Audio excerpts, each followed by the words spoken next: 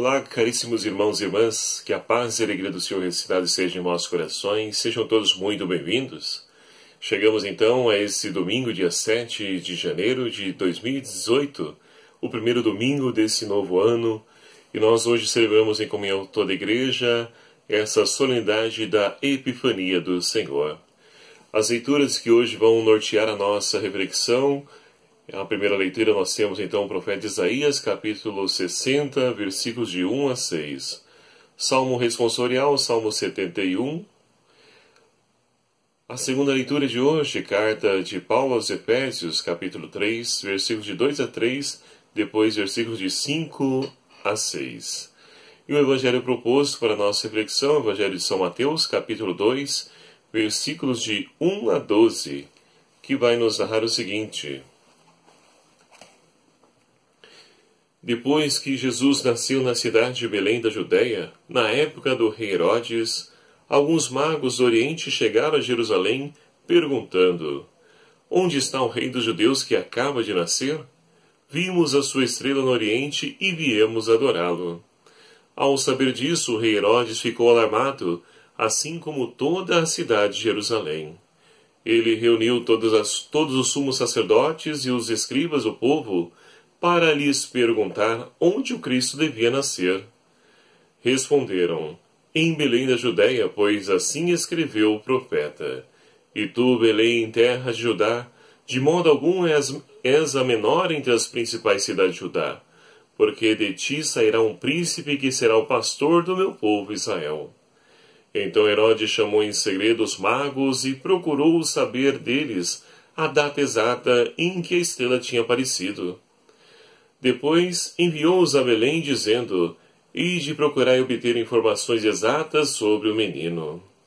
E quando o encontrardes, avisai-me, para que eu também vá adorá-lo. Depois que ouviram o rei, partiram. E a estrela que tinham visto no Oriente ia à frente deles, até parar sobre o lugar onde estava o menino.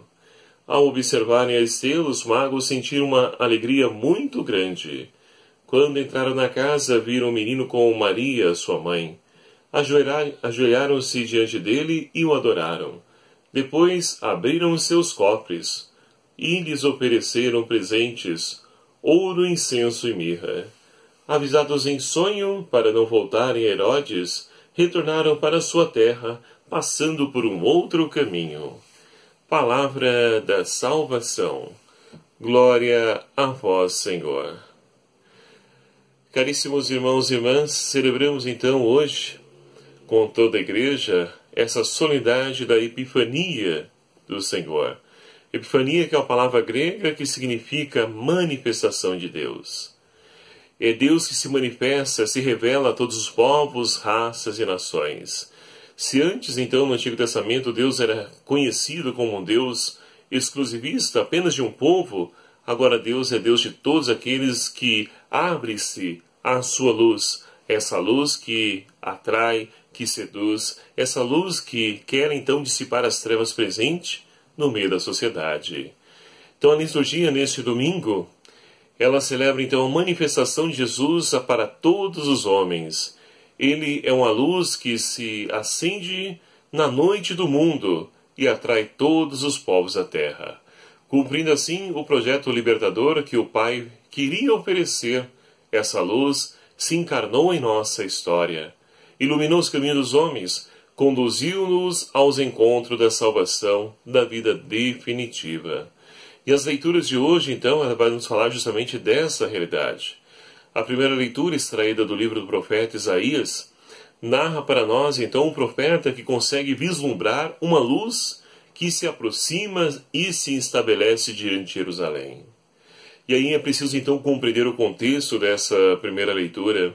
Nós temos, então, Isaías que vive num momento de dificuldade do povo de Israel. Por quê? O povo tinha acabado, alguns retornaram do exílio. E aí, então, voltando para Jerusalém, tiveram que reconstruir a cidade.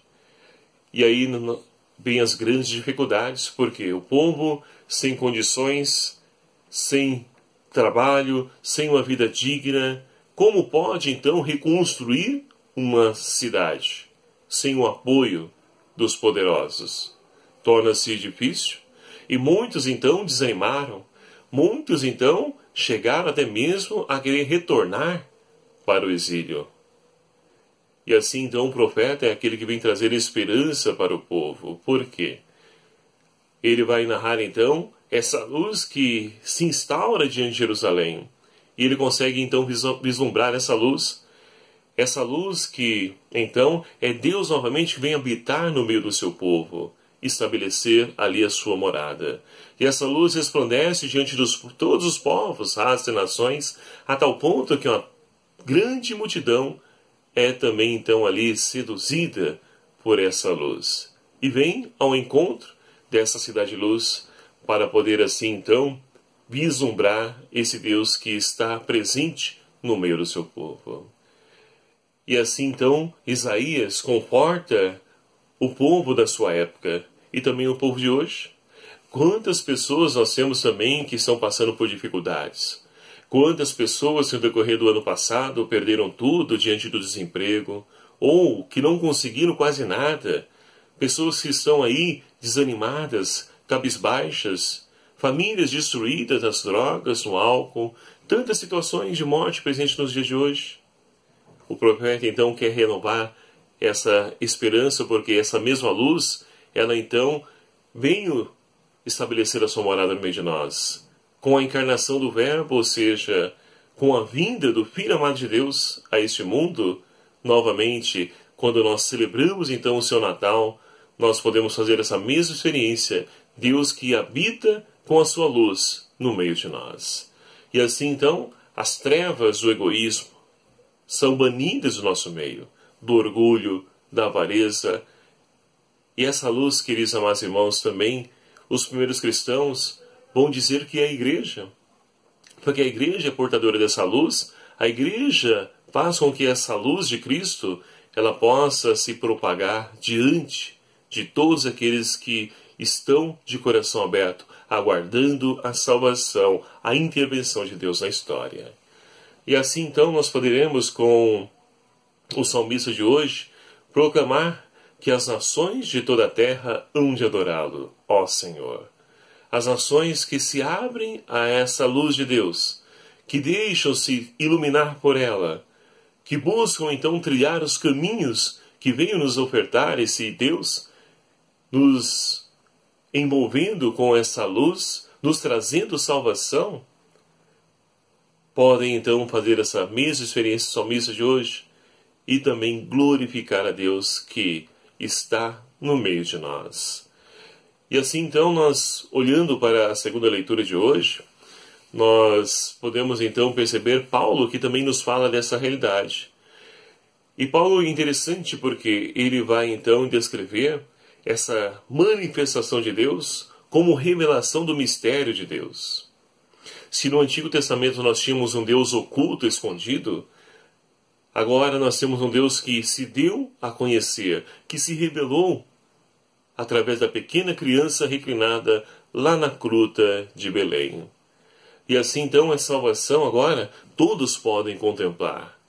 Todos os homens de boa vontade, todos aqueles então que estão aí dispostos a poder acolher essa boa nova, podem também fazer parte desse grupo. Como dizia, não é agora a salvação de Deus, não é apenas a um povo exclusivo, mas para todos aqueles que se abrem a essa proposta e que aderem a essa dinâmica de vida e de salvação. E assim Paulo então contempla esse Deus que se revela e veio congregar todos os povos, judeus, gregos, persas, todos os povos da terra agora são unidos através da luz que emana desse menino Deus. E assim então, por falar em luz, o evangelho de hoje, ele nos diz justamente essa realidade. Nós temos aquele evangelho tão conhecido nosso que nós acabamos de ouvir, da visita dos reis magos ao menino Jesus. Mas é interessante porque nós temos então os reis magos que vão até Jerusalém, batem lá no palácio de Herodes procurando o menino Salvador.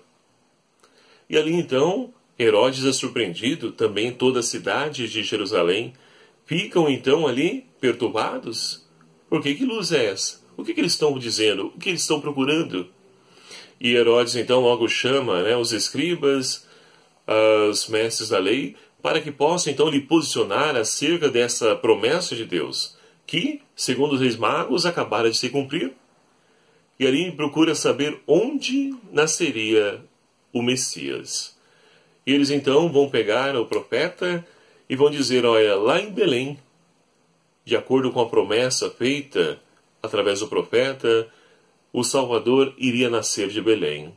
E ali então Herodes vai dizer então aos reis magos para que vão lá, adorem, e assim que encontrar, volte para poder então lhe comunicar, para que ele também vá adorá-lo.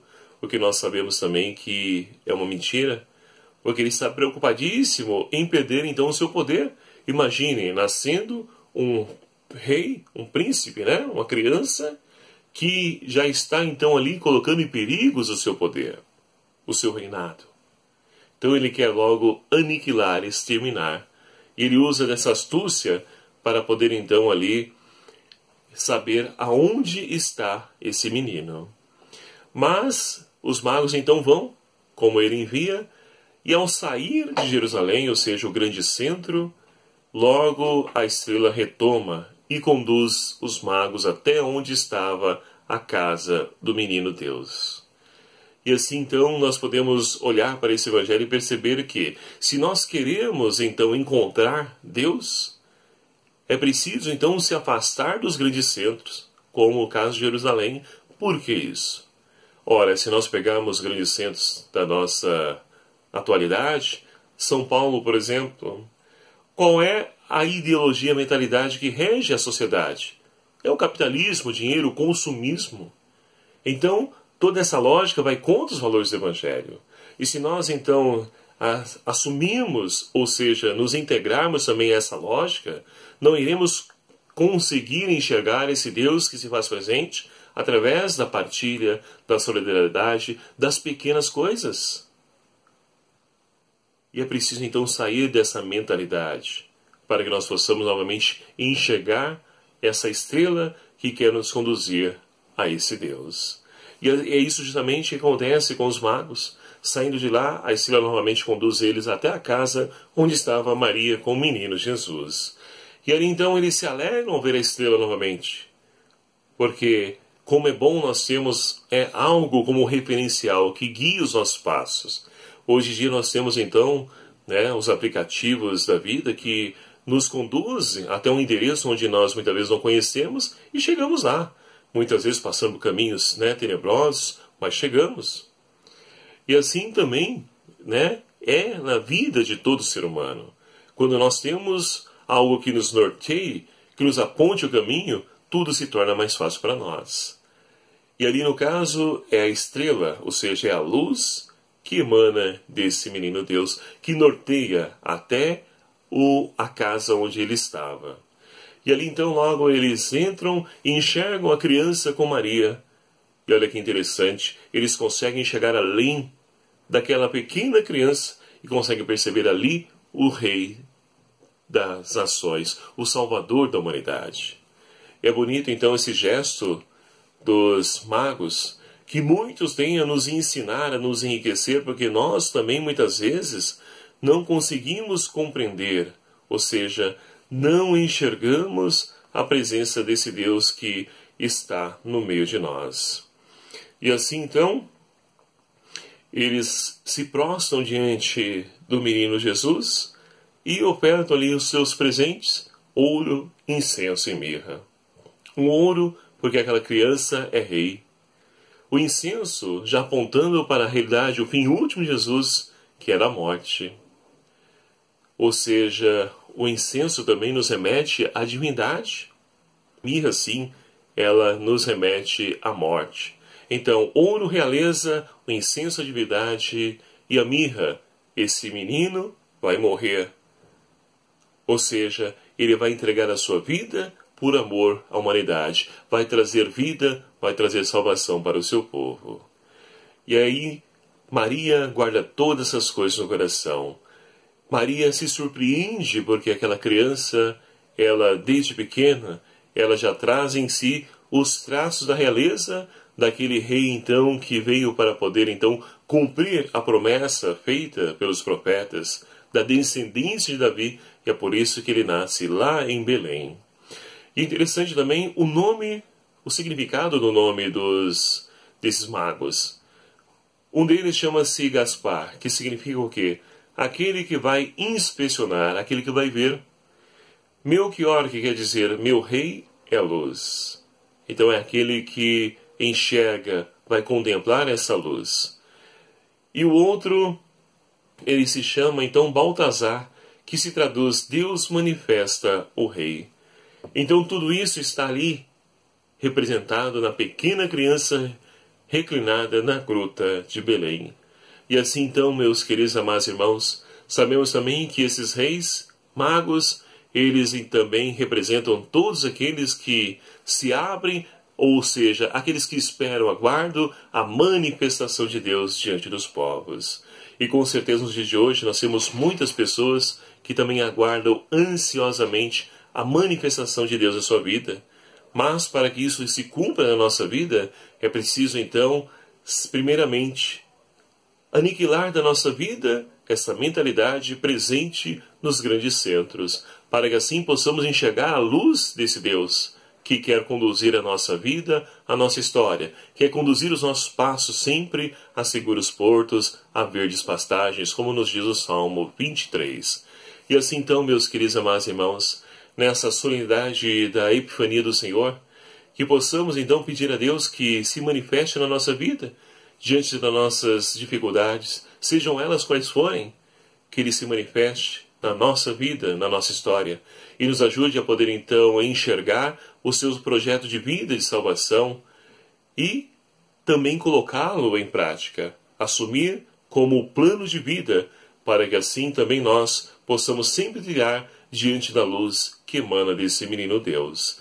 E assim, com certeza, poderemos desfrutar da vida da salvação, a qual o Senhor veio ofertar a cada um de nós. E que nós possamos também ofertar ao Senhor os nossos tesouros, principalmente o ouro.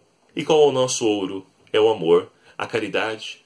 É esse o maior tesouro que nós podemos então ofertar a Deus, é amar o nosso irmão, é praticar e viver a caridade. É esse o testemunho de Jesus, a qual ele deixou para cada um de nós, na forma de mandamento, resumindo os 10 mandamentos, no amor a Deus e ao próximo. Que nós possamos então ofertar tudo isso a Ele, porque esse é o nosso maior tesouro, a qual então Ele nos ensinou e nos deixou como mandamento. Louvado seja o nome do nosso Senhor Jesus Cristo, para sempre seja louvado. Obrigado a você, meu caríssimo irmão e irmã, que faz parte dessa nossa família. Muito obrigado pela sua participação, você que nos ajuda a compartilhar esse vídeo, divulgar esse canal. Muito obrigado. Você que ainda não se inscreveu no nosso canal, clique aqui embaixo em inscrever-se, aqui no vermelho. Venha também fazer parte dessa nossa família. Ajude-nos a compartilhar, divulgar esse vídeo, esse canal, para que também Deus possa manifestar a sua glória diante de tantos irmãos que estão aí seduzidos pelos prazeres do mundo. O Senhor esteja convosco. Ele está no meio de nós. Por intercessão dos santos reis magos, abençoe-vos Deus Todo-Poderoso, o Pai, o Filho e o Espírito Santo. Amém. Muito obrigado a você pela sua participação, pela sua companhia. Até o próximo vídeo, se assim nos permitir. Espero por você.